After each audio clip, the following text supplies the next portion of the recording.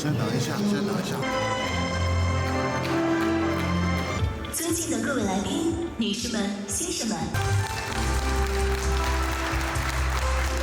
里程碑。这些年来，超过80岁，尊敬的贝克鲁兹阿扎尔，男女两性的现实差距不断提升。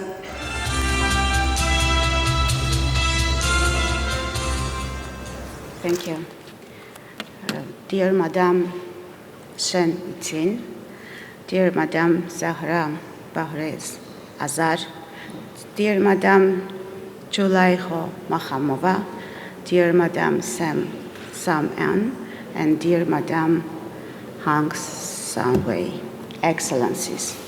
At the outset, let me extend my sincere appreciation to the All China Women's Federation and to the Shanghai Cooperation Organization, as well as to our host, the People's Government of Shandong Province, for their kind invitation and excellent organization of this important gathering. Almost 30 years ago, in 1995, China hosted the Fourth World Conference on Women in Beijing, where truly joint efforts of the international community resulted in the adoption of one of the most groundbreaking documents for women's rights, the Beijing Declaration and Platform for Action. It is remarkable that by the initiative of President of China Xi Jinping, the Forum on Women has been established in the framework of the Shanghai Cooperation Organization, highlighting the significance of gender equality for the harmonious, inclusive, and sustainable development of the region, and for tackling a wide range of challenges and in this regard.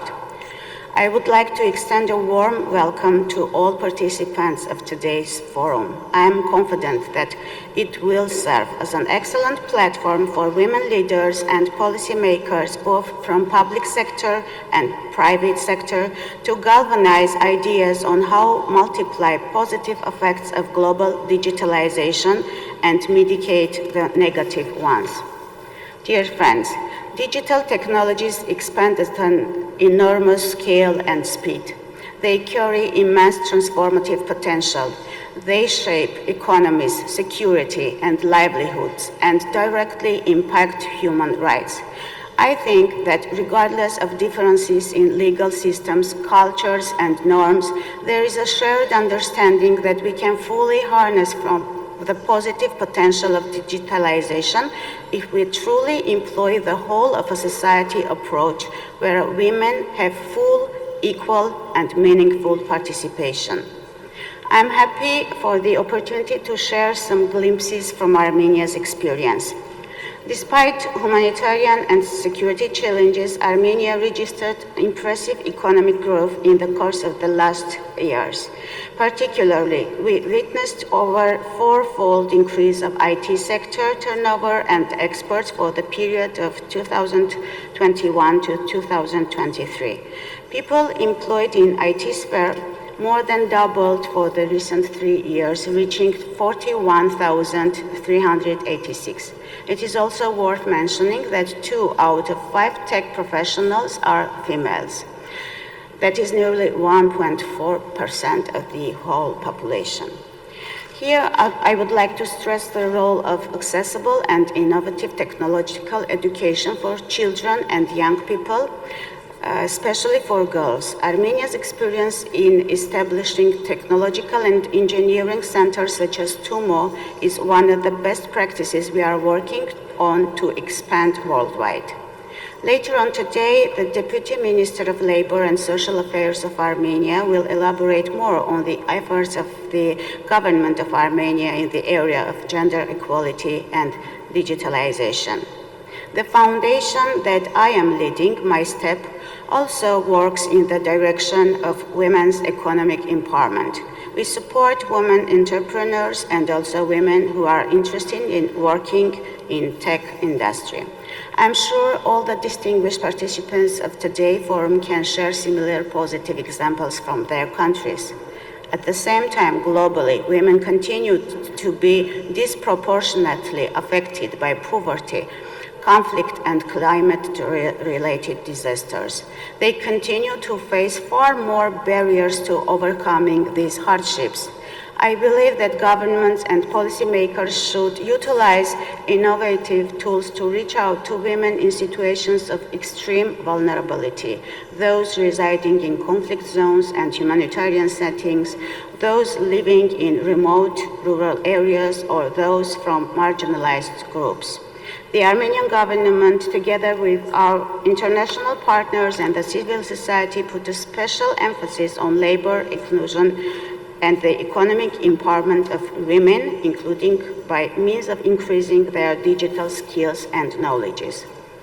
Digital technologies open unprecedented opportunities to expand social and health services, to provide education and knowledge to millions of women and girls who are left furthest behind. Ladies and gentlemen, I'm a mother of 4. I have 3 daughters. Like millions of their peers in other countries, they will live in a world where no state achieved gender equality. There are still structural barriers, discrimination, violence against women, and harmful stereotypes that impede women from realizing their full potential. Figures clearly demonstrate that women have less access to finances and loans and own less resources and wealth. Far more women than men have to choose between building a family or a career. At the same time, reforming regulatory frameworks and adopting supportive policies may allow many women to have more flexible employment or arrangements, including through distance and digital work. The ever-evolving world of ICT may be difficult to navigate in, especially for women who may face discrimination, stigma, and even violence online. Thus, on the areas we all need to prioritize is digital literacy and skills. Here, I think we need a targeted approach that is built on the need, risk, vulnerabilities, and opportunities of specific groups of women and girls. As the executive director of the My Step Foundation, an entity that is implementing assistance development projects in multiple areas and sectors, I'm very much aware of how critical it is to center the work around individuals and be cognizant of their experiences. Dear friends, digitalization makes us closer, makes borders and boundaries matter less, and possesses a unique opportunity to create and multiply global goods. I believe that empowering women in the digital space is an essential component in growing and developing those global goods. In his message, the President of China, Xi Jinping, expressed the hope that the forum will roll in people-to-people exchanges and inject more vitality between the members of Shanghai Cooperation Organization. Armenia has a strong intention to become an observer of the SCO, and as an aspiring observer for the Shanghai Cooperation Organization, Armenia is ready to step up collaboration and facilitate interaction between our peoples and societies, between women's organizations and networks, to learn from each other and to build a more equitable and sustainable future for all. I wish all participants successful deliberations today. The Armenian delegation and myself are looking forward to 2 fascinating days of engagement, exchanges, and friendship. Thank you.